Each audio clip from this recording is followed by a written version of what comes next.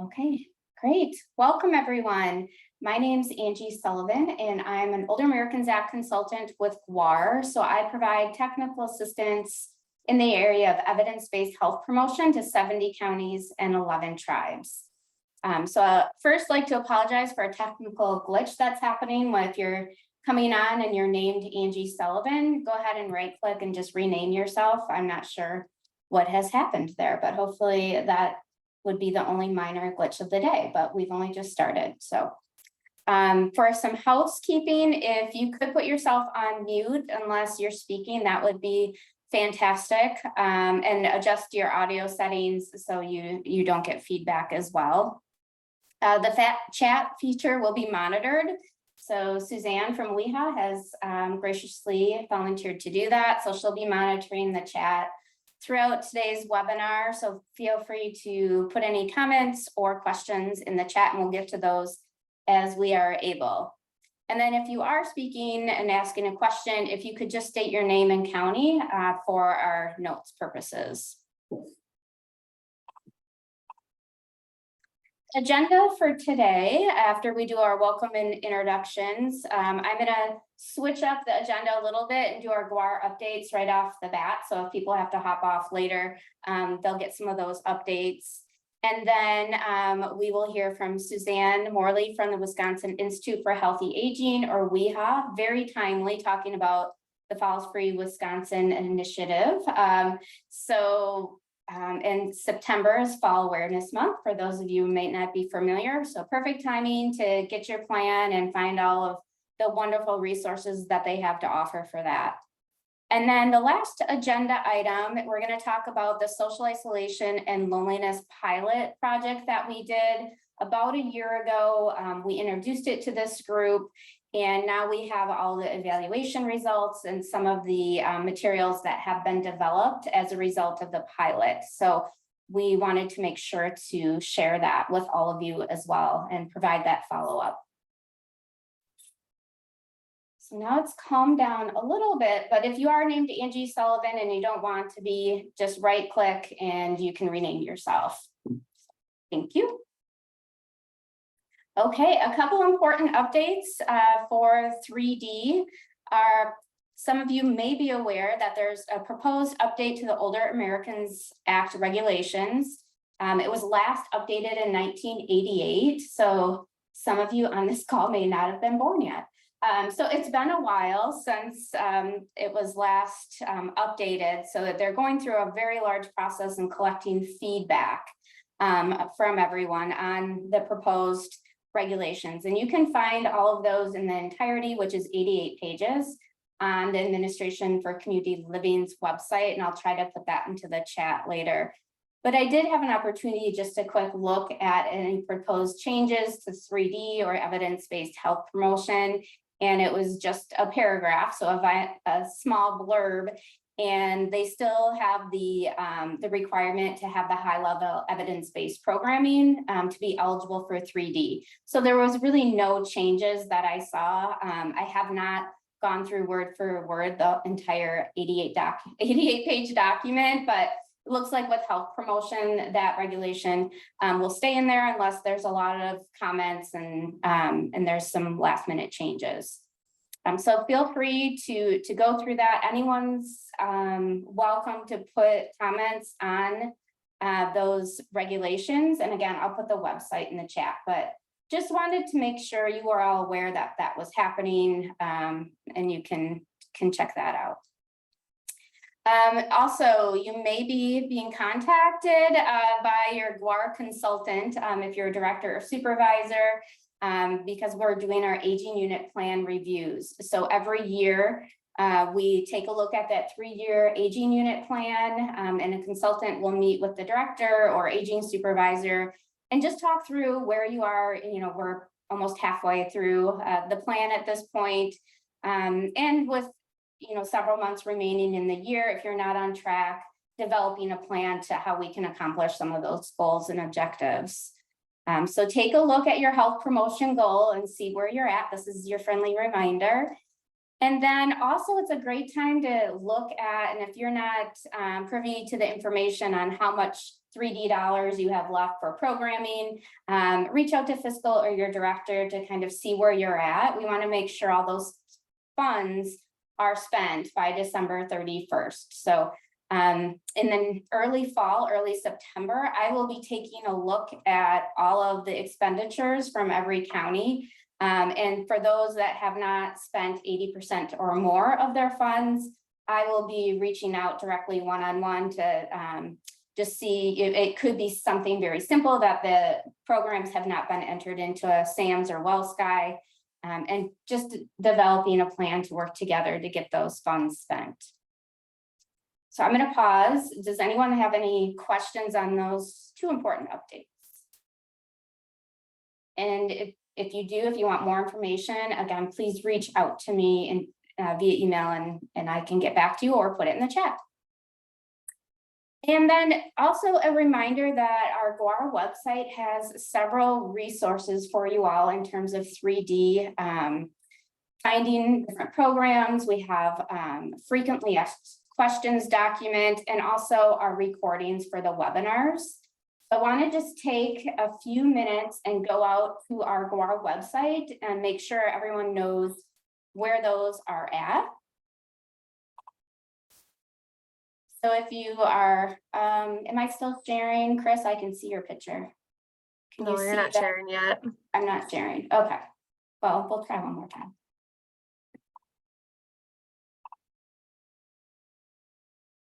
There you go. Oh, great. Okay, so here's the GWAR website. And then if you go to technical assistance, health promotion, this is where you'll find the documents. I typically won't send those out because they are fluid documents and I want to make sure you have the most up-to-date version. So the first link here will give you all of the 3D subservice definitions. So for those of you entering programs into SAMS and WellSky, take a look. It has all of the programs that are eligible for 3D funding, and the dropdown corresponds with how you would enter them into SAMS in the dropdown. It also has a link to find more information about the programming. This list, you'll find programs that have been done at a Wisconsin Aging Unit or ADRC within the last 4 years. So if a program hadn't been done in 10 plus years, it may still be eligible. I just put the most popular ones. Otherwise, this document would be really long. So feel free to go out and check those out.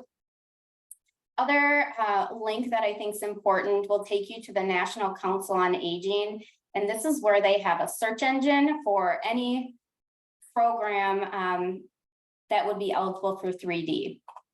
So if you just click on find program, you can put in the search engine, fall prevention, you'll see Stepping On come up and some other programs. You can also, some people I know like to just see the entire list and not have to kind of figure out the keywords. So if you download the spreadsheet, and we'll just give it a minute. And here you're going to see all of these programs are eligible for 3D funding. Some you can tell just by looking at the general information that it's not going to be a good fit for your county. Some have licensures that are very expensive that you wouldn't have enough 3D funding for. But if you want to find every program, it'll tell you if it's a group or an individual program, what type of format, so if it can be done online, telephone, in person, also the program length and the training. So feel free to go out and look at those, and they have the different topic areas as well. So this is a comprehensive list from National Council on Aging. So I wanted to make sure you all knew where that was at in case as you're planning for 2024, you're looking at different programming. I can also be a first stop for that. So if you have an idea of a program that you're interested in or a topic, I can help direct you for what, in terms of what would be a good fit with the resources you have. Okay, so let's go back. Oops, that's not what we want. And then the other a link I wanted to show is just the frequently asked questions document. This I add to on a regular basis. It would be really helpful if you're new to 3D or you just want a review or an overview. These are the questions that I have gotten from aging units over the past 6 years. So some frequently asked questions. Examples would be, are aging units required to provide evidence-based health promotion programming to their community? So it goes through the response. All of these questions have been vetted also with the State Unit on Aging. So it's just a resource for you that I want to make sure everyone is aware of. All right, any questions or comments on those? Sorry, pull up my. Okay, great.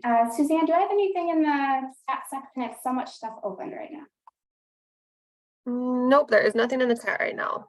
Okay, great, thank you.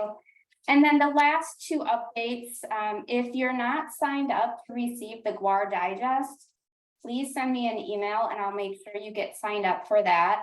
That is the GWAR newsletter that comes out every Tuesday afternoon. I put something in, I try to every single week, whether it be information on falls prevention from WEHA or different webinars that I find that I think would be helpful for you all within the Aging Network. And then we had a little hiccup with our GWAR Ed, which is our learning management system. We've just hired somebody as our communications manager, so she'll be getting that up and ready. So if you've been waiting for a login, that should be coming soon.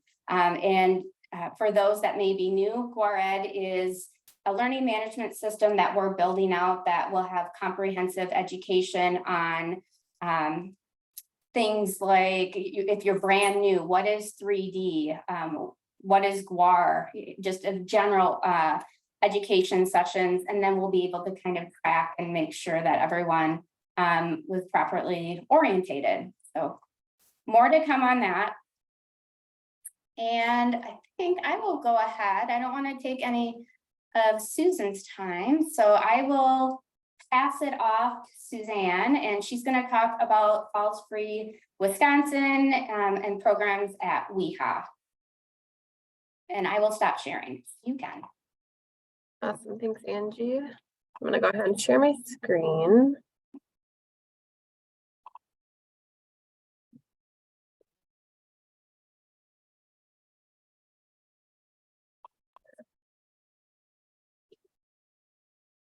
Okay, can everyone see that okay?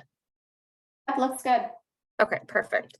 So I wanted to take time today to talk a little bit about Falls Free Wisconsin. So I'm sure some of you have been on calls with either myself or Chris where we've talked about this a little bit, but I'll give a little bit of an overview of kind of where we started with this and then what's coming in September, which is only a month away now.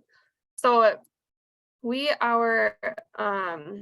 we're kind of heading up the statewide initiative for falls prevention, taking a public health approach to it in Wisconsin. We want to address the root causes of falls, promote programs, evidence-based programs like the ones that are on the list that Angie just shared, but then also some best practices and things that people are doing throughout the state that might not be evidence-based, but could be replicable and still make an impact on falls prevention.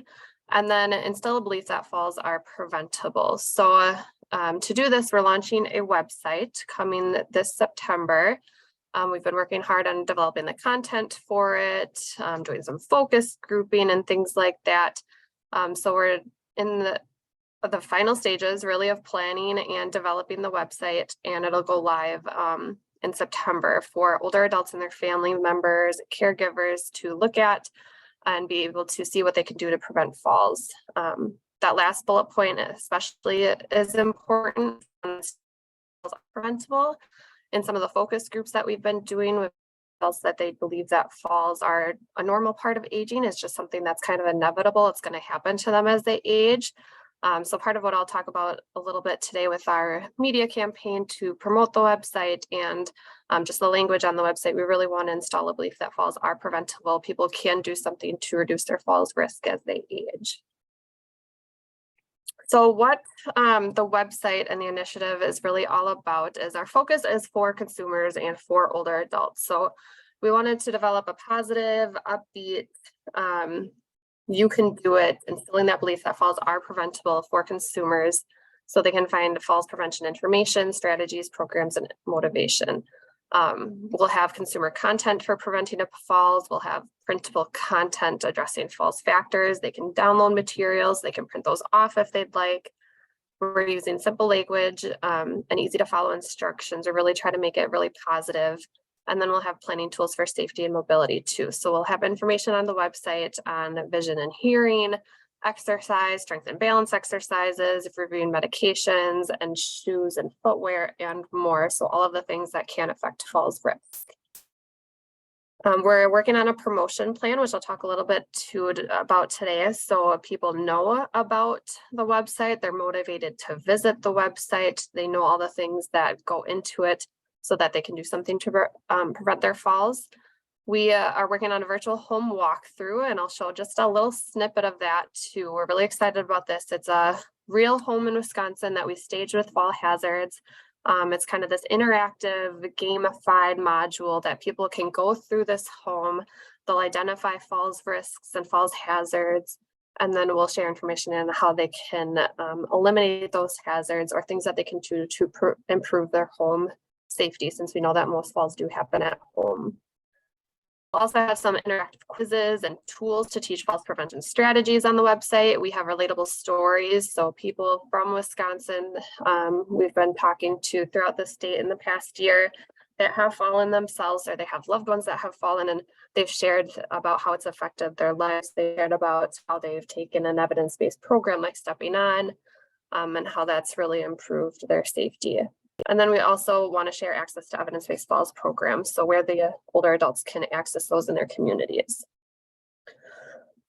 Since the focus of the website is primarily for older adults, but we also do want to be able to provide services for professionals working in falls prevention. So for ADRCs, health systems, pharmacies, managed care organizations, public safety, other organizations that work for falls prevention. Since we know this is multifactorial, it's multifaceted, there are many organizations that are working in falls prevention in local communities. We wanted to be able to provide resources for those individuals too, and for individuals like you guys, the health promotion coordinator. So we're going to have easy to access resources and interventions, policies and practices that have worked in other communities. We have examples of those on the website that people can take and replicate in their own communities. We have lists of evidence-based programs and practices that people can implement into their communities, become facilitators of in their communities. We have access to the Falls Free Wisconsin Coalition, so really encouraging professional organizations to join the statewide Falls Free Wisconsin Coalition to stay up to date on what's happening statewide, and then so we can coordinate efforts for falls prevention statewide. And then we also want to provide access to falls data throughout the state. So we really want to be a source for falls data. We have different data tools and systems that we have that can provide falls data. We have a data document that goes into data statewide, county by county, with the cost of falls, cost of emergency departments and hospitalizations for falls, falls deaths and things like that, so that people locally can look at their data and then make the case for falls prevention in their communities.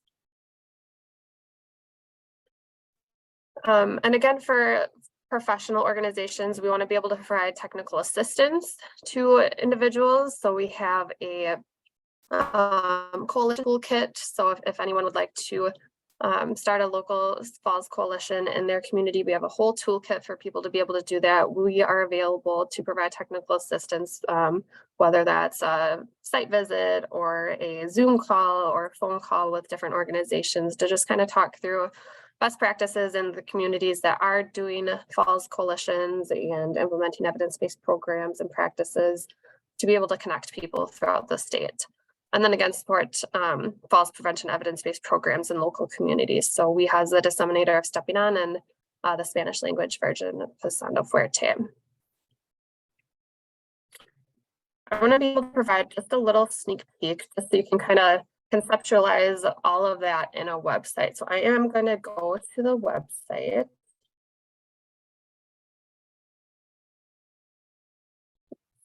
Open in another screen. But it is actually live right now.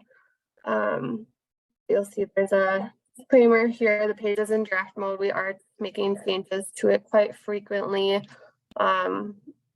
before it goes live to the public this September. So just kind of putting the finishing touches on it. We're getting ready to get that home walkthrough as well.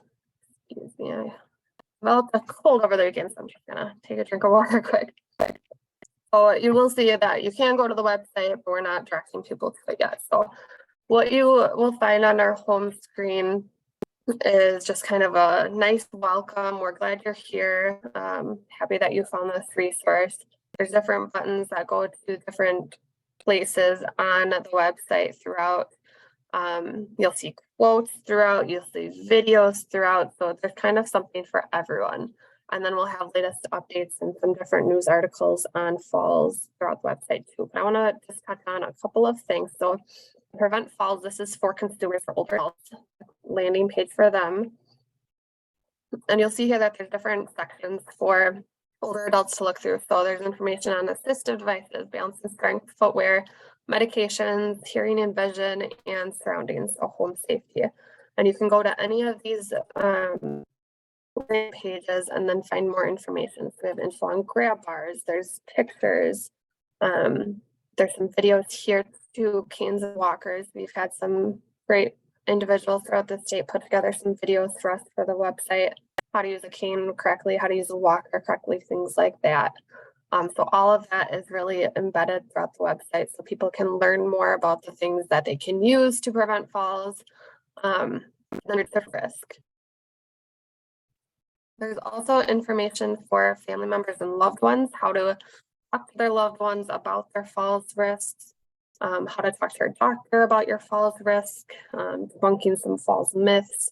We do have some of the resources in Spanish as well, not everything is available as well, and people can change the language up here at the top too. And then I just wanted to highlight the stories too. So like I said, we've had people throughout Wisconsin share their stories. So this we're going to keep adding to as people share their stories with us. So people can see that they're not alone. This does happen to other people too, but they don't do it. So I wanted to go to the professionals landing page as well. Like I said, we'll have resources for best practices and programs, how to find a program that you could implement in your community, data to help, and this is kind of broken out by professional organizations. So what can health systems do? And then helpful links throughout here. It goes to some CDC resources, links to some other pages on the website and things like that. What can pharmacies do? Public safety, community organizations, things like that. We'll have news and updates, information on the Falls Prairie, Wisconsin, the statewide coalition. This is the coalition toolkit, how to start a coalition locally. So you'll see you can just kind of jump to section based on where you're at in your local community and then get helpful resources for coalition building. And then technical assistance, you can fill out a request form and we'll get back to you and set up a meeting or chat via email or whatever that might be helpful. I just wanted to highlight our data page as well. So we're really excited to kind of be expanding, looking into data for falls. Through our statewide coalition, we added a data work group this year, so we're really kind of digging more into this right now. We have nationwide data on this page, but then also countywide data. So you can see here, this is an interactive map for falls deaths. And then you can also download our data report here that's just a couple page document that goes into data by county. So we're really hoping this is super helpful and user friendly for individuals. You can take this information back to your local community, use it in your health plans and things like that. So that's kind of like the big chunks on the website. I'm just gonna share a screenshot for our home walkthrough, which we're pretty excited about. So Suzanne, I was just gonna stop you a second, and you may want to also kind of show, maybe we're off the screen now, sorry, the best practices section, because there are, we have things set up in a kind of unique way, I think, for people to be able to find programs and initiatives that are happening in communities. We know, people are always kind of looking for new and different ideas or things that they can replicate in their communities. So I just wanted to have Suzanne quickly show you how that's organized. yeah, that's a good point. Can you see this website again? Mm-hmm. So we have this section here. And we have, like I said, the evidence-based programs. There are some physical activity programs on here as well. And then there's best practices and things like falls prevention events, falls prevention awareness week and month, things that you can do for that. There's initiatives like Mugs for Rugs, which came out of the Oshkosh area. So turning in your rugs for a coffee mug to help prevent falls. So there's different things you'll see here. There's different tags. There's programs, there's initiatives. There's an event type of program. You'll see there's physical activity programs, falls programs, and then the evidence level here. So you can sort by high level evidence-based programs, no evidence, preliminary evidence, and things like that. And then you can also see the target market, program design, leader qualifications, and you can click on each of these to get some more information. So there's links in these too. So you can find links to other websites for the program. You'll find more information on the target market, the program design, qualifications for leaders of the program, and then even more information on where to become a facilitator, and then for local programs in your community if that's something that the program offers. So that's not accessible for all programs, but there are for some programs, especially the WEHOP programs here. So what we really want people to use this for is to find a program that could work in their community or an initiative or things like falls prevention awareness events that they can replicate and take back into their local communities. You can sort here too, so you can looking for a high level evidence-based program or an event too. So you can sort that way, and then we'll have local examples here too. You can see just an example of what Mugs Rugs looks like, and then some events too.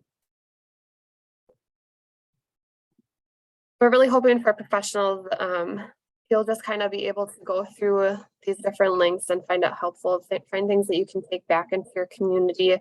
Look at the data for your community if you need to make presentations to your leadership on making the case for falls prevention and showcasing why it's important to do falls prevention work in your community. We'll have all that accessible.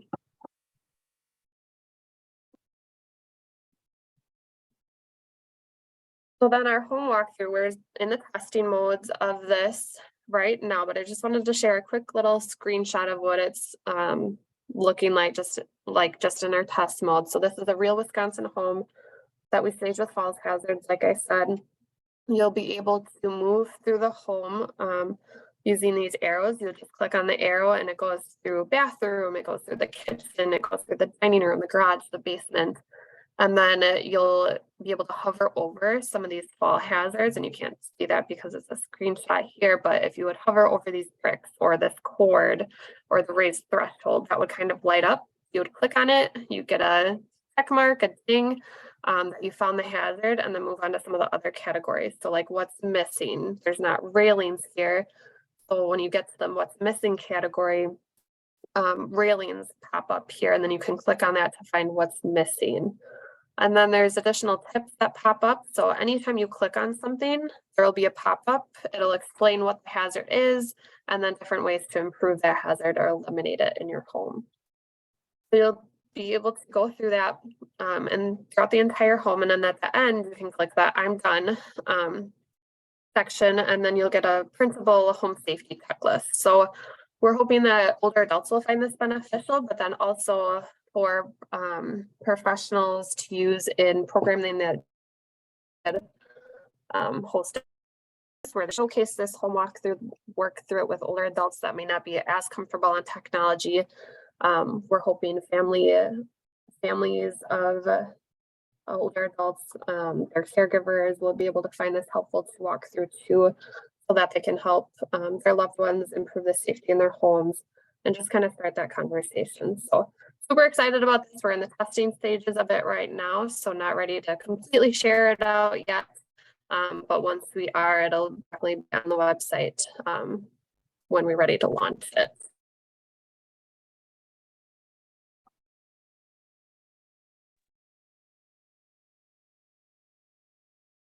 Great, and there was one Yep. question in the chat, and I think Chris, this is really messing me up that everyone looks like they're Angie Sullivan, but all questions are not coming from me, but what resources will be available for those that don't have a computer access? Yeah, that's a good question. So we're really relying on our local partners to be able to share some of this information out locally. We have, and I'll talk about this in a little bit, we have some templates that we're using to promote the website. All of the handouts on the website are printable, so any of the information that you want to share with your consumers, you would be able to print off, put in your newsletters, share with individuals that don't have access to a computer. And what we're hoping is that the family members and caregivers of older adults that don't have access to the internet or aren't super comfortable on it, that will be using this information with those individuals too. So being able to share the resources in your local community that are on the website, taking those into your newsletters, your email blasts, printing them off at meal sites or aging and disability resource centers is something that we're hoping locally we'll be able to share out. Are there any other questions, Angie? No, I just saw a comment, they couldn't see strong bodies in that list. And, you know, I think speaking for strong bodies, and maybe they're Richie down here from the extension, but you know, they do work on balance activities, but it's not a direct, the research isn't directly on falls prevention. I'll have to double check. It's strength, balance, and flexibility, which obviously all of those go to helping somebody reduce falls, but yeah, and I can't remember if it's on there or not either, but there was some different factors that we looked at, the evidence-based, if it was evidence-based for falls prevention and things like that, just like you had just said. So just wanted to talk a little bit about our outreach and promotion strategy too. So September is coming up before we know it, and we really want to generate traffic to the website once September does come. If people don't know that it's a tool and a resource that's available, then they won't be able to find it useful to them. So our goal for our outreach and promotion strategy is really to just generate traffic, at least in this first iteration of when we launch it. Our target audience is older adults, but then also, like I've said, their family members and caregivers, conversations with the older adults and help them with some of the safety strategies. And then we're planning to launch our campaign in early September. So we have some different partner resources. Some of this already went out. We did send the newsletter articles out, I believe last week or the week before, because we know some people have deadlines farther in advance and wanted to be able to get them in the September issue of your newsletter if you have one. But wanted to share that we are going to have template press releases. We are going to have radio PSAs, talking points, graphics and content for consumer emails, and then social media graphics and content too, for you to be able to use locally to help us generate traffic to the website. So I'll share what some of this looks like. We're putting together a media promotion partner toolkit. So this will just be a document that has all of our social media graphics in, or where to find our social media graphics. We'll have our newsletter article templates, we'll have our press release templates, and then our letters to the editor. So all of this will be in just one package document that we'll be sending out to all of our partners once those materials are completed. We'll have a kind of a Facebook plan or a media plan that'll share the date that you should post something on your social media or look at our social media. We do have a Falls Free Wisconsin Facebook page. You're more than welcome to share our Facebook post and then drive people to our Facebook page and then create your own posts as well. So we have all of that in this plan that'll have the date that things should be posted. We'll have what the activity is, if it's a social media post, if you should issue a press release, whatever that might be, where to find that asset. So if it's a press release, where you can find that template, if it's a social media post, where you can find that, and then suggested messages, so that you don't have to create it all from scratch. You can just copy and paste onto your Facebook page. And then if you want to use the staff responsible column to use that planning for your community. So we'll have that available in our media promotion toolkit. These are just examples of some other materials that we are going to have available. So template press release, newsletter article. We do have different newsletter articles for professionals and consumers. So you can use these in newsletters. If you have newsletters, you can use them in email blasts.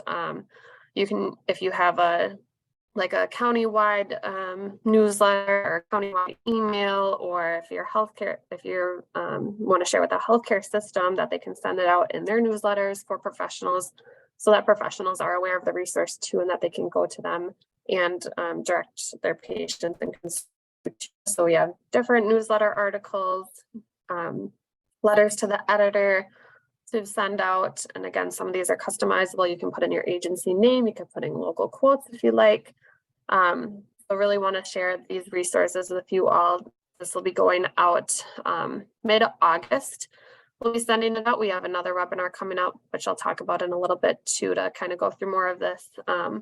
We're going to have cards with like quarter page cards with a QR code that'll go to the website on them. So you can print those off and use them at events that you have coming up. You can use them if you have a stepping on workshop or a strong bodies program in your community. You can pass those out to participants to direct them to the website.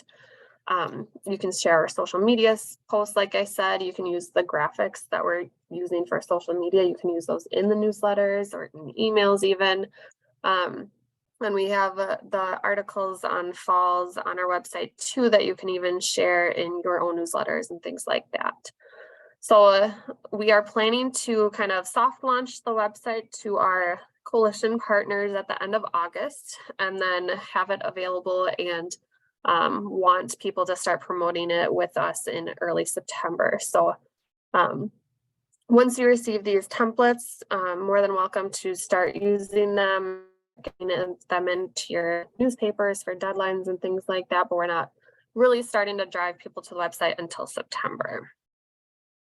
And then here we're also going to be able to do an earned media tour. So we are working on setting up this kind of statewide tour to our local program providers throughout the state to be able to promote what they're doing locally for falls prevention, and then make a connection to Falls Free Wisconsin and drive people to the website that way. So we'll be in Oneida County, we'll be in Portage, Marathon, Milwaukee, Brown, and La Crosse counties, and then also Madison or Dane County. We'll be kind of partnering with what they have going on locally. So we'll be at a stepping on workshop, a bingo size class, and then some different falls resource fairs to tie in the local aspect of what they're doing for falls prevention. We'll invite local media to these events, send out media advisories prior to the event to let the media know that these events are happening, that will be there. And then we'll be talking to the participants of the events to prep them for the media. We'll be talking to some of the coalition partners in these counties to prep them to be able to talk to the media.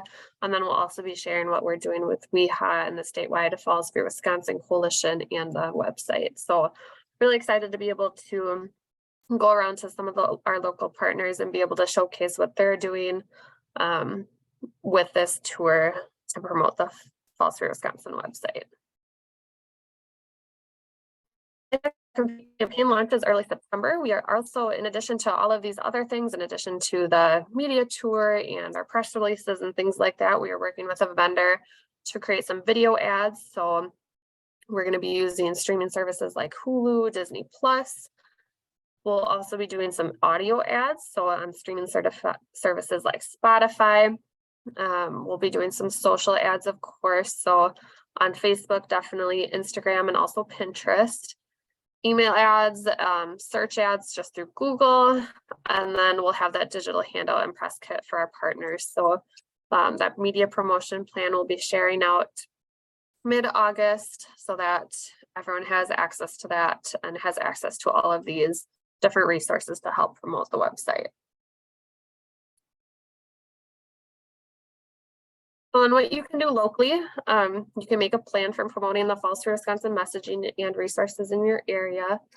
On the screen, you'll see two different QR codes and links.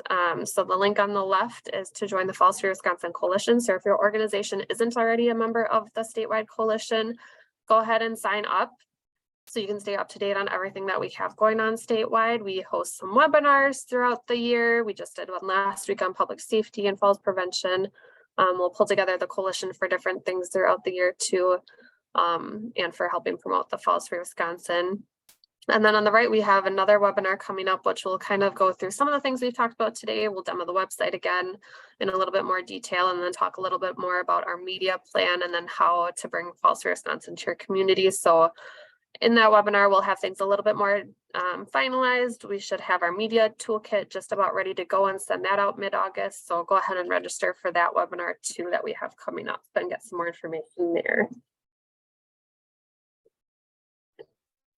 Anyone have any questions? Are there any other questions in the chat, Angie? Nope, I don't see anything in the chat, but if anyone wants to unmute and ask a question or put it in the chat. Chris, do you have anything to add? Just to say that, you know, as Suzanne said, like, we are recognizing that these resources are going to be as good as the hands into which we're able to get them.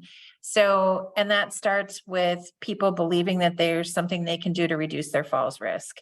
People are not going to go looking for falls resources if they think that a fall is inevitable and they are not going to be able to do anything much about it.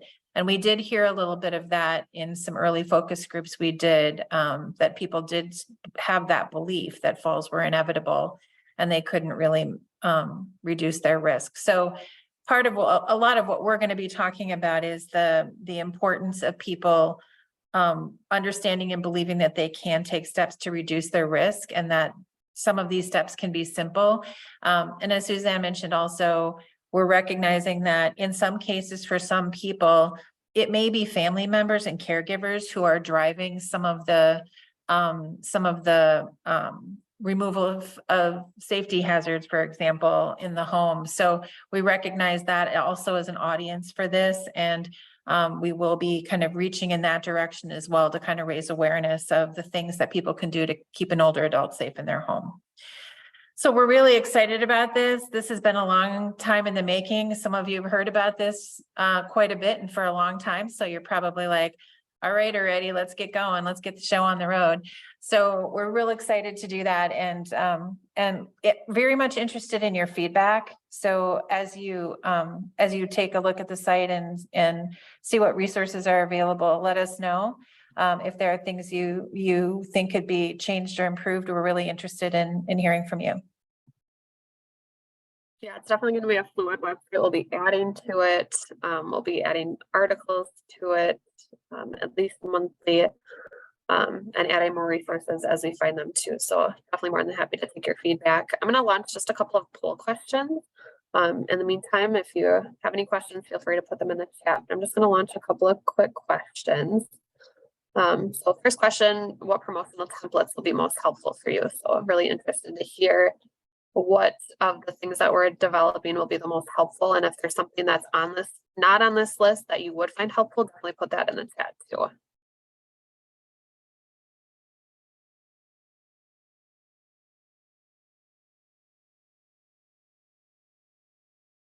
Looks like newsletter articles, handouts to consumers definitely will be the most helpful.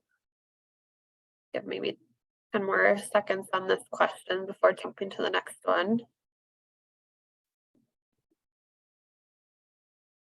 And this is really good for us to know too as we develop these materials. If we need to develop more newsletter articles or additional handouts, it's super helpful for us to know. Right, I'm gonna launch the next poll as well.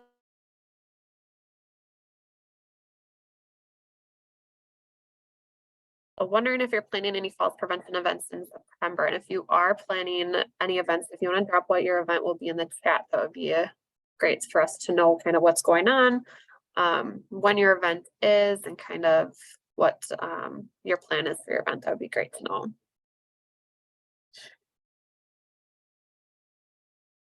So it looks like 3 people have events going on in September so far.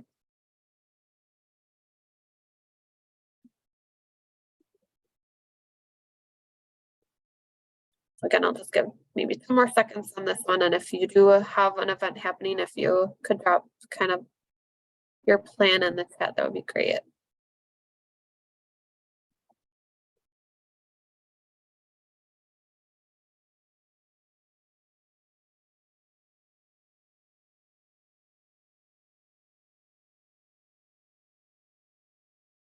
So I can see a couple people in the chat, not 100% sure who some of these are, if they're Andy Sullivan or not, but 2 different Falls Prevention Week in-person events at local senior centers, so that's awesome.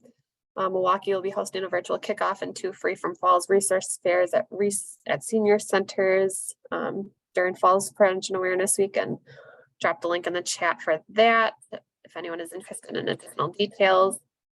Marathon County has a Prevent Falls resource fair. ADRC Central Wisconsin is having a fall prevention resource fair in Wausau, September 20th. And then no specific plan, but hosting a Stepping On workshop. And someone else is starting a Stepping On workshop. So that's great to know, great to hear that there are some events happening throughout the state. Right, and then I just have one more poll question quick. So what are you most excited about for the launch of Falls for Wisconsin? So I know Chris and I are super excited about everything, but really interested to hear what you are all excited for and will find helpful.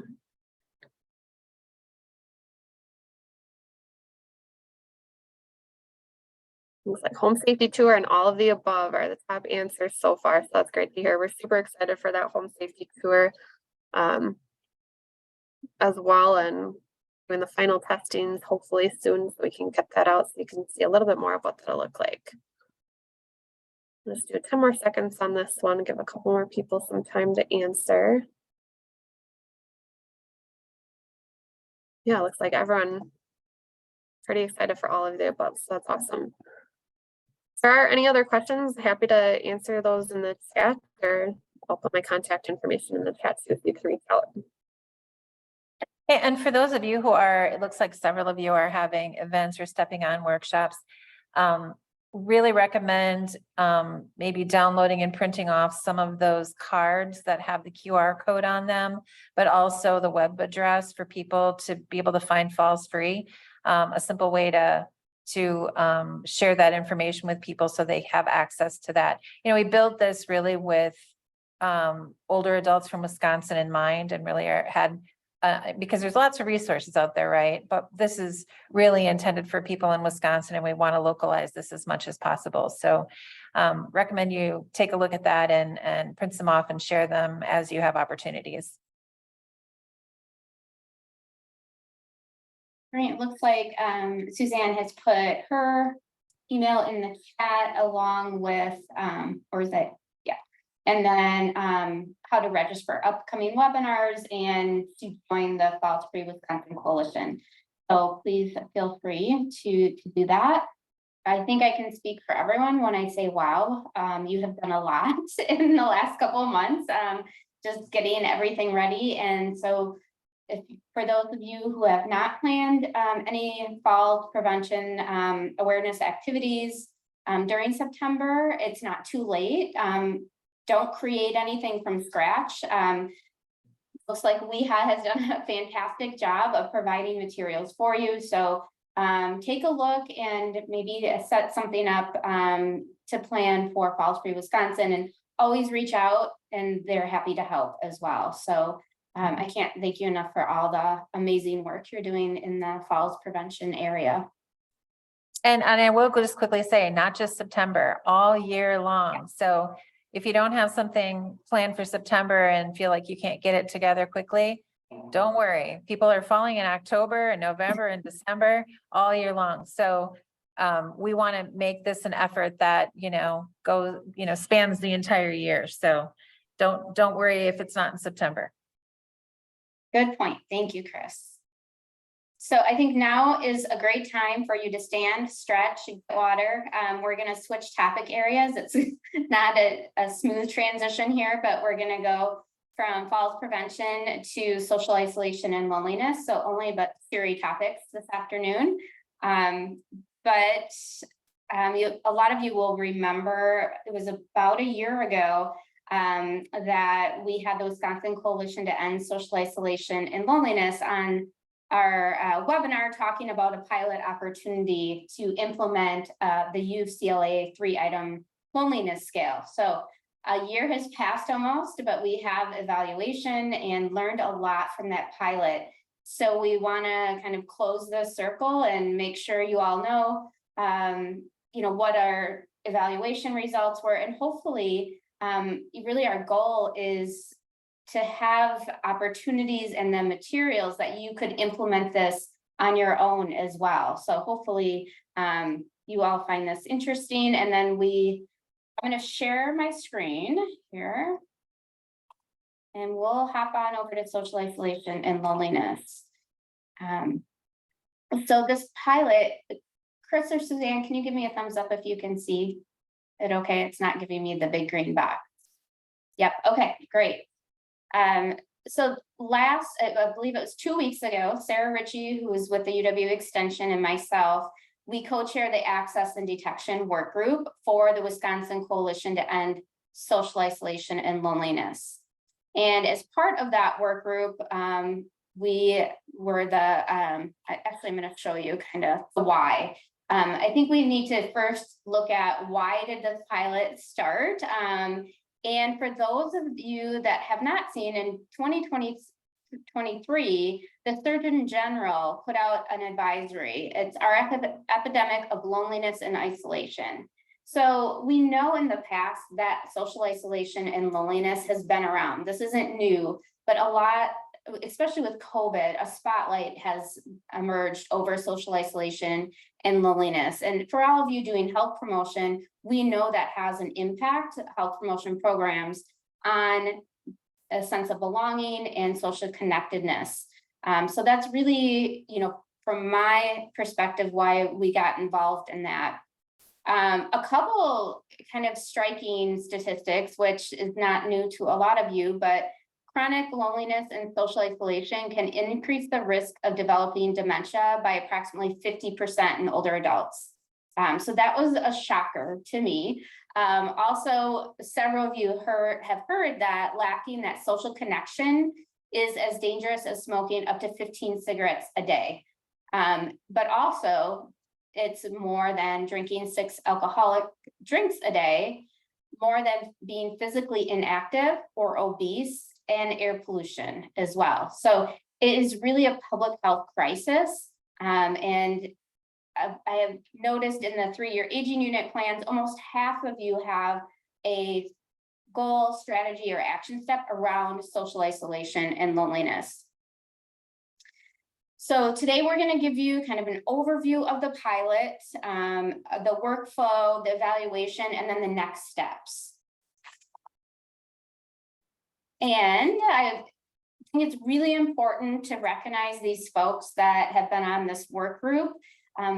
They have been meeting for about 18 months to do the research on the program, to put together all of the documents that were needed. So I really need to recognize these folks. And we had a great mix of people that would be doing the implementation, and to those that are in the Aging Network and the ADRC world as well. So we have Barb Michaels, who is from the ADRC of Brown County, prevention specialist, who is now retired. But we're fortunate that she passed the baton off to John Flagerman, and he is joining our coalition. And he also, he just popped up, great. So anyone that's on the call that's part of the work group, feel free to pop on and wave.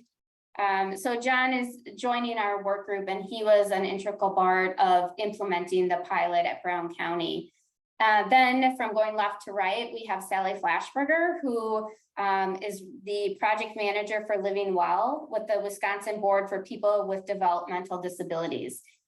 So really bringing that disability world in. I think we're really good at aging, but sometimes bringing that disability world in it led to a more comprehensive pilot. And then Tim Wellens, a regional quality specialist in Office for Resource Development, and he's waving there. Megan Tim, who is the regional director of community health at SSM of Wisconsin. So bringing in the healthcare aspect as well and learning a lot on how we can connect with healthcare. And then we have Megan McCormick, who is a community health worker of Jackson County, and there she is waving right there. And let's see here, Christine C., which several of you probably recognize Christine. She's the ADRC Specialist Program Manager for DHS. And then on the bottom, Sarah Ritchie from Extension and myself. So this group has been meeting for a while to get this pilot up and going and then evaluating. I also want to thank the pilot partners. So we had Bayfield County, Calumet, Jackson, Portage, Brown, and then the Opportunity Development Center out of Milwaukee or Wood County area, sorry. So special thank you to all of those that took on a special project when I know we're all very busy. So our overarching goal of the pilot was to identify older adults and adults with disabilities who are experiencing the health effects of social isolation and loneliness. The objective wasn't to measure the tool. Our objective was to see if that UCLA 3-item loneliness scale could be integrated into an existing process. So could it be integrated into information assistance, options counseling, nutrition assessments, health promotion programs? And we left that flexibility up to the organization. Some of our organizations did multiple access points and others focused in one area. So we wanted to look at, would it integrate reasonably into a workflow? Did it add too much time? Those types of things, because we didn't want to roll it out to the entire network if we found out very clearly from those that were in the pilot that it just wasn't going to work. So our pilot measures, one, could you successfully implement the tool? So would the individuals be screened? Screening actually answer the questions. Because you'll see in a moment when I go through the questions, they're pretty direct questions. So we wanted to know if there was a lot of people declining to answer. Also, the participants who were referred to other resources as a result of being a participant in the screening. And then also who consented to a resource or referral. So those were some of the pilot measures we are looking at. So why did we choose the UCLA screening tool? There are several out there. There's a few reasons, and our work group spent several weeks researching all the different tools that are evidence-based.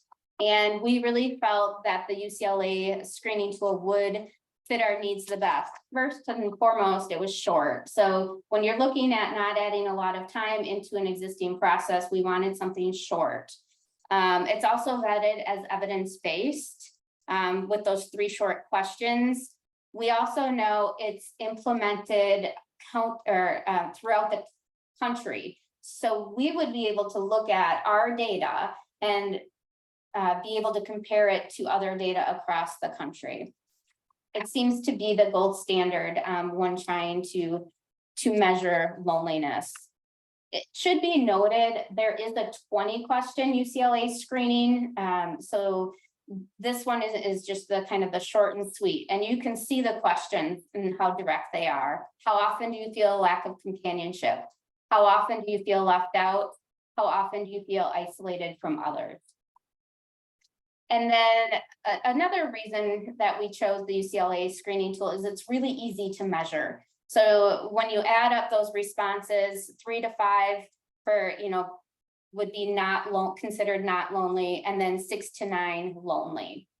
So even though we were measuring would the tool integrate, we also didn't want to screen people and leave them. So if somebody screened as high, we needed to have a plan as to how we were going to provide that participant resources and referrals, because we didn't want to screen and leave. We also didn't want to, for those that may have scored lone or not lonely, that's great, but we want them to maintain that. So we still want to give them resources so they can maintain their level of feeling socially connected. This is kind of the pilot timeline. I won't go into detail on all of that. But it did take quite a long time to develop all this. So we did our research and have goal development. We also developed pilot materials. So we did 2 30-minute sessions for anyone that was interested. I had reached out to all the aging units that indicated they wanted to work on social isolation and loneliness.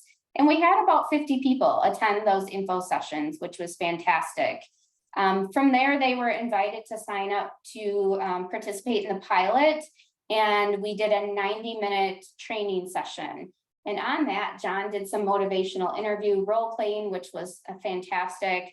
We really wanted the pilot partners to feel comfortable and have feedback on what they were implementing.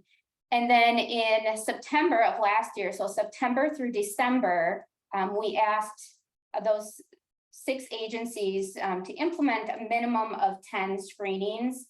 We had some counties or agencies do more and we had some do less. But you'll see from the evaluation results, we did reach our goal of reaching at least 60 participants. And then one of the things that we kind of at the last minute threw in was weekly check-ins. So there were optional office hours, so people could drop in and kind of talk about how it was going. And we were able to make some real-time changes to resources and materials. So we really valued that feedback from those that came every week. And now we're in the evaluation and dissemination phase, and I'll talk more about phase 2 in just a few minutes. This is our workflow that we provided to all of our participants.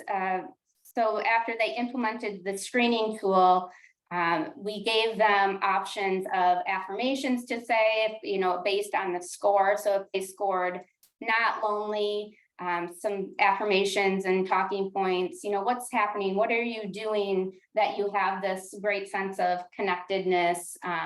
And then also, are there any areas you'd like to explore? And this is where we talk about volunteering and bringing, some folks in to increase our volunteer pool.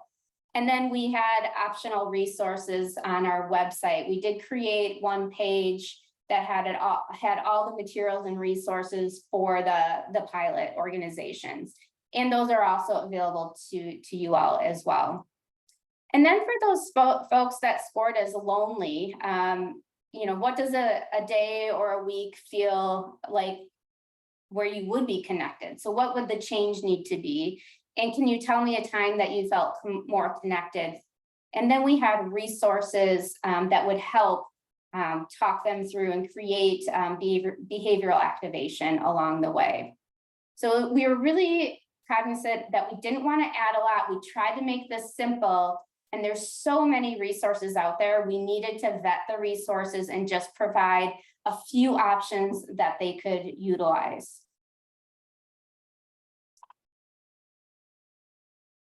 And my co-chair, Sarah, is home with a sick child, but normally she would talk about the screener debrief form, but I'll do my best.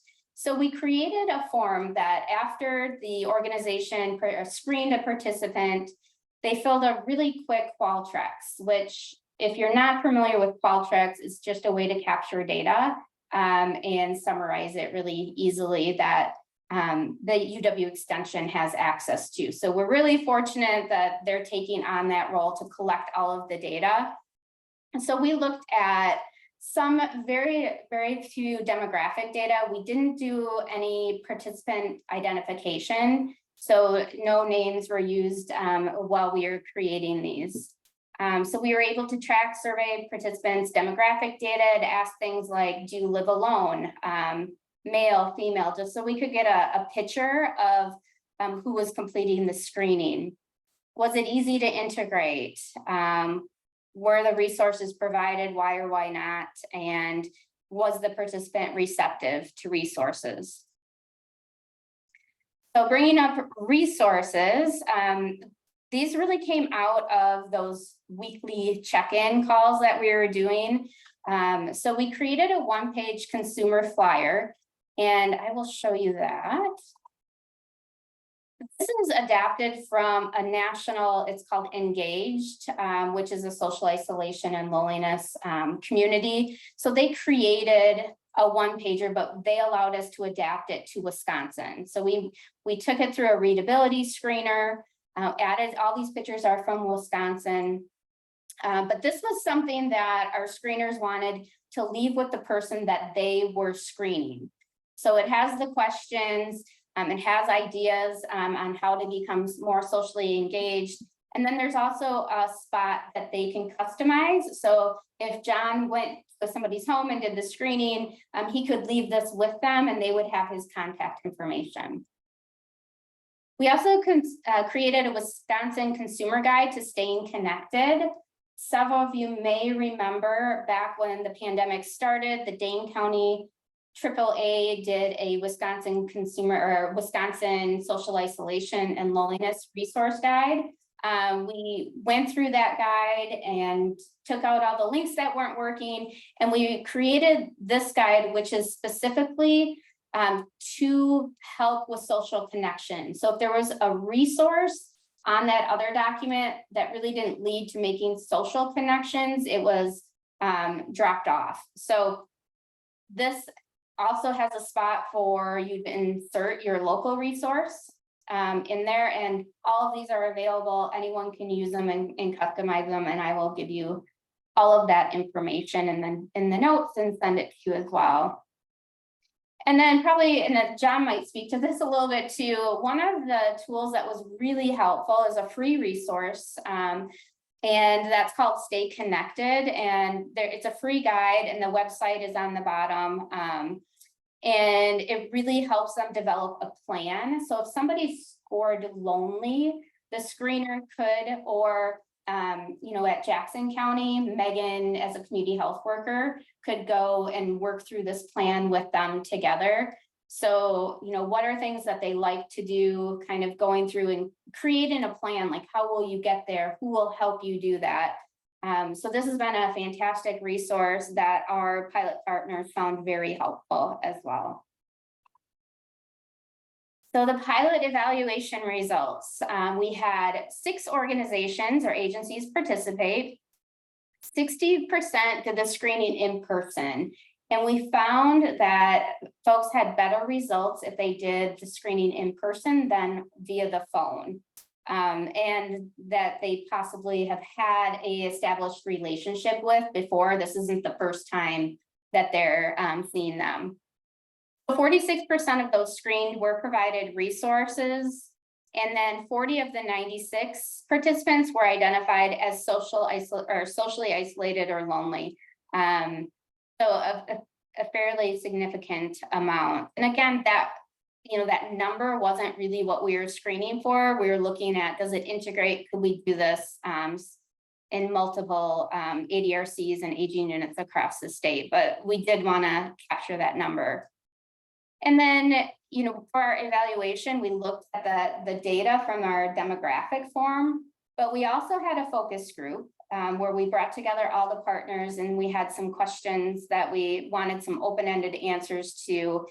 And then for those that were not able to come to the focus group, we did reach out and do one-on-one interviews with those folks. We wanted to make sure we captured all of the feedback from our pilot organizations.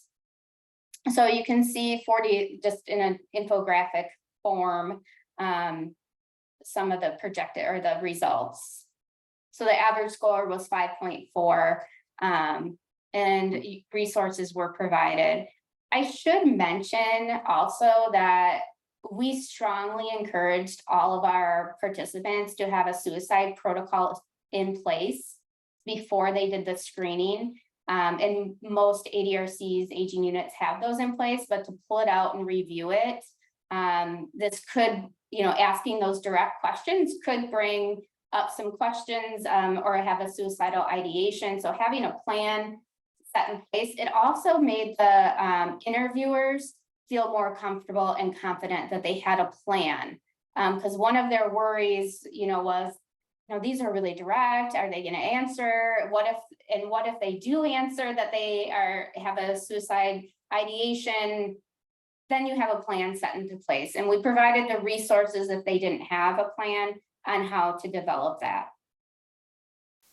So a couple of conclusions that we came to, the UCLA 3-item loneliness scale does fit reasonably into multiple access points. We had access points and information assistance, options counseling, nutrition assessments, health promotion programs. So really a wide range. And it worked very well into nutrition assessments. Administering the tool did not add a significant amount of time. I think the average was something like 10 minutes. But it did allow for deeper conversation that would not have happened otherwise. And then we determined we didn't have anyone or any participant refuse to answer the screener. So that was one of the worries initially, are people going to want to answer it? And they were direct questions, but it really got to the heart of what we were looking at in those 3 questions. So a couple of exciting ongoing efforts, and then we'll hear from John, who's going to talk about, what it looks like at a local level and what they have done at Brown County since.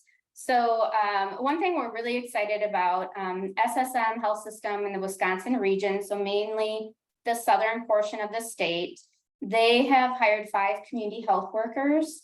And in one of the counties, Rock County, they have started utilizing the screener for social isolation and loneliness and connecting them to the community health worker. And so we're slowly seeing that kind of roll out.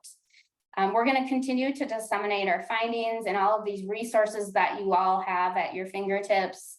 And then one of our pilot organizations, the ADRC of Brown County, has decided to implement this going forward. And so what I think is most impactful is to hear from somebody that's actually doing the screening and participated in the pilot. So we're really fortunate to have John Plegeman come on and talk about what they've been doing at Brown County and where it's gone since the pilot. And John, I think I left you a good 10 minutes. So that's 1 minute. Oh. 1 minute. I could talk a half an hour about this. No, you get 10 minutes at least. So we appreciate being part of this pilot program, especially as Angie said about coming out of COVID. It's very important timing. Brown County is now continuing to do this on three different levels. We're doing with homebound meals or Meals on Wheels, as some other counties have. It's at the initial application and also the 6 months, and that's via phone. We're also doing it in prevention classes, and I believe Stepping On is one of those classes. What we're doing, and I'm in the information assistance or ADRC specialist department, what we're doing is when we do our options counseling, when we're going out, and in Brown County, we call it kind of our psych social, where we go through a gamut of different domains, like their housing, their physical ability, their informal supports, formal supports, medical, financial, any falls in the last 6 months we ask, but kind of in the middle, we ask a social component. And normally one of my questions are, tell me about you, what brings you joy? What brings you enjoyment? And a lot of times we hear about the past of what they used to do, because now they may be more homebound than they were before. So with this screening tool, it allows me to ask 3 questions, and that kind of opens the door for a further conversation where this domain, this social domain that I normally talk about, it would be like maybe a minute or 2. And now we're talking 5 to 10 minutes about their social engagement. And I've done a few of them, and I'm going to share 2 examples because they're very recent on how you never know which way this is going to go. I recently did an options counseling with a couple. The wife was a primary caregiver for her husband who had a moderate dementia diagnosis. She was connected to her church. She was connected to her family. And when I got to the social part, because, you know, she was the primary reporter, power of attorney healthcare was activated. You know, I asked her about her engagement socially, and she said that she's absolutely lonely and isolated. She scored a 9, she did 3s all across the board. And what we were able to do, and this is where, you know, it gets kind of get the goosebumps, is we were able to talk about resources she didn't even know was there. Brown County has a Mug Club, which is a caregiver support program. We talked about powerful tools, a prevention class. We talked about going on the Alzheimer's Association, going online because she was she had the technical skills to go online and do some more classes. We're also talking about day treatment programs. We talked about the AFCSP program. So all this was like just like a whole huge door opening for her. She didn't know that any of these existed. And we did a couple action plans already been talked about. Number one, she wanted to come down to the ADRC and see us, and she did that the following day. I had some more resources for her. I'm doing a follow-up call in a month. She was going to go to Curative Connections. That's a day treatment center we have here in Brown County for her husband. That way she could get more engaged in the community. She loved the volunteer aspect. We're kind of spoiled here in Brown County because we have a volunteer center here that people can go to and sign up for volunteering. So that was an interesting one because I thought she was socially connected. The other gentleman I met with yesterday, and this gentleman, elder, from the Marinette County and the UP. We're doing options counseling to see if long-term care functional screen might be appropriate or what other resources might be appropriate for him because he was living on his own. And the one thing that I do is I try to ask permission first. I use the motivational interviewing techniques to kind of establish a rapport with them. So, you know, I would ask, would you mind if we talk about your social connections in the community? No problem. And then I lead into the 3 questions. He wasn't lonely at all because his connections with his family and a few friends that he does via phone, that was his social connections. He didn't feel lonely at all. We did talk about coming down to the ADRC for lunch for our community cafe, talked about transportation because that's always going to be a possible barrier. And it's very interesting to kind of get a very diverse scale of our community from the 3 different areas and having the feedback when we meet monthly. And Angie's going to also provide some statistics for us of seeing how we're doing on a monthly basis, just to see where this is going. Because on a national level, this is definitely a major topic.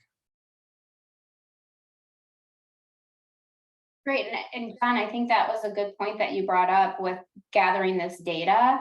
We're able to modify the Qualtrics data. So what we created that captures the demographic information, we're able to customize that to any organization that wants to do it. And then we'll capture group information. So we can't pull out, you know, we can see what county it is, but we don't pull out individual data. That's really going to drive our work group going forward as well. So if people are interested and would like to learn more, we're creating a checklist for folks that would be able to just go, well, we will share our training, PowerPoints, all of our resources, and you can kind of customize it to your county. And I know in Brown County, they did just that. They took the 90-minute training we did, and they put in their own information. So it doesn't have to be anything that you need to create from scratch, but you know, we want to share this information and make sure it goes out widely. John, do you want to talk about kind of your process in Brown County? I know you've shared kind of like the workflow that you all have for entering into SAMs and all of that, or just. Well, we love our checklist, and I'm not going to bring ours up like I did in our team meeting because I don't want to stumble through that. But what we have is we have a three-point process. After we go out and doing a home visit, primarily we want to do this with our department ADRC specialists, we want to do it on home visits. We want to do it on a qualitative level, not a quantitative level. We want to do it in person. So after we complete the screen and we score the screen, then we have where in WellSky, where we capture the outcomes, where we check, provide information and assistance, or provide options counseling, depending on what we're doing. We also have different topics, which could be health promotion, identified as lonely, socially isolated, recreation, socialization, volunteers, or any other topics that were brought up. We're also doing a referral so we can withdraw that information out of WellSky, and that is the Brown-Social Connection screen. And then in our notes, we want to do, how did the customer hear about the screen? What were the results of the score? What resources were given? And a brief explanation as to why or why not the screen was offered. We're really mimicking a lot of the memory screen, because this is very similar to our procedure with memory screens, but the loneliness and isolation screen is much, much more minute compared to a memory screen. And it definitely allows us on our end to kind of see where our patterns are coming. Great, thank you. And I did add in the chat, if you want more information on how you could implement this in your community, you know, our work group is happy to help. So I just put my email in there. Just send me an email. We'll make sure you're connected. But all the resources that I showed, even if you want to take a portion of them and hand those out, if you're doing a senior fair, or integrate them in any way you see fit, that's absolutely fine to do. We want to share those widely. So I'm going to pause for just a second and see if anyone has any questions. You can either write them in the chat or unmute and ask those.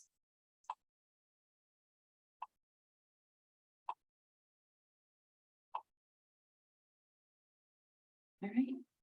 Thank you, John. I appreciate that local perspective.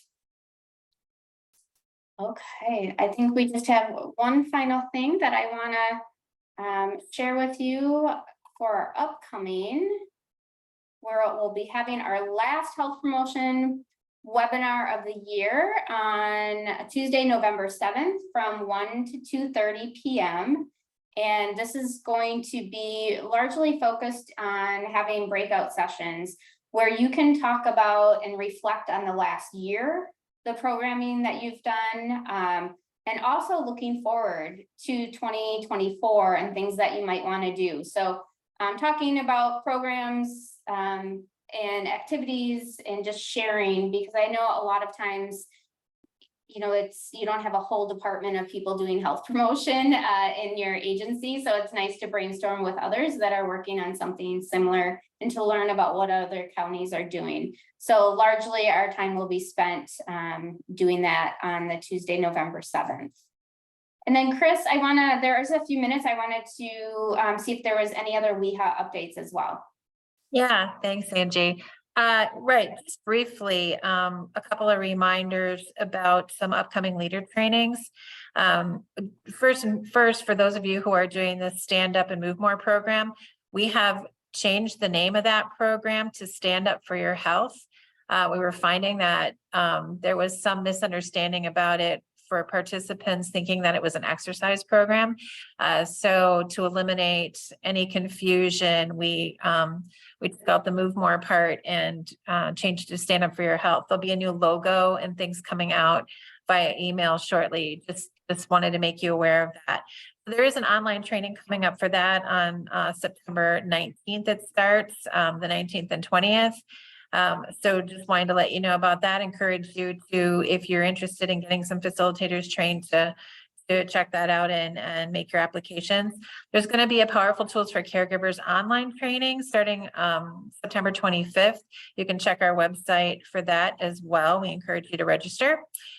There'll be a Mind Over Matter, Healthy Bowels, Healthy Bladder facilitator training online starting October 25th.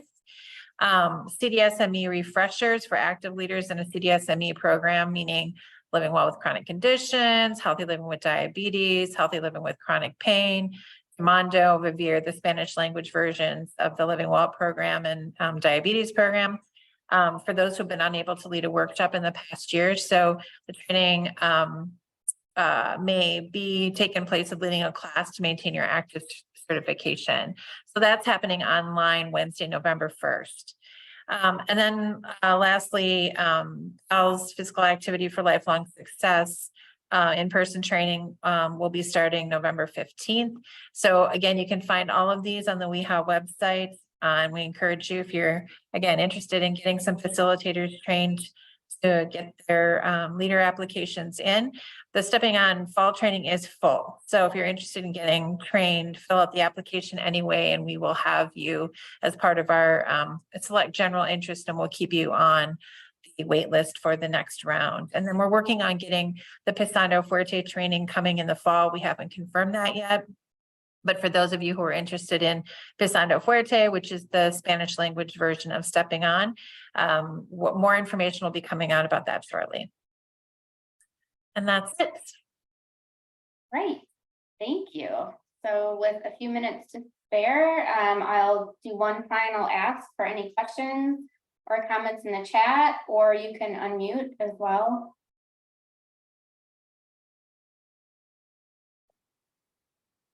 Okay, with that awkward silence, I think we will end. So as always, please email me with any questions, and look forward to seeing you in November. Bye, everyone.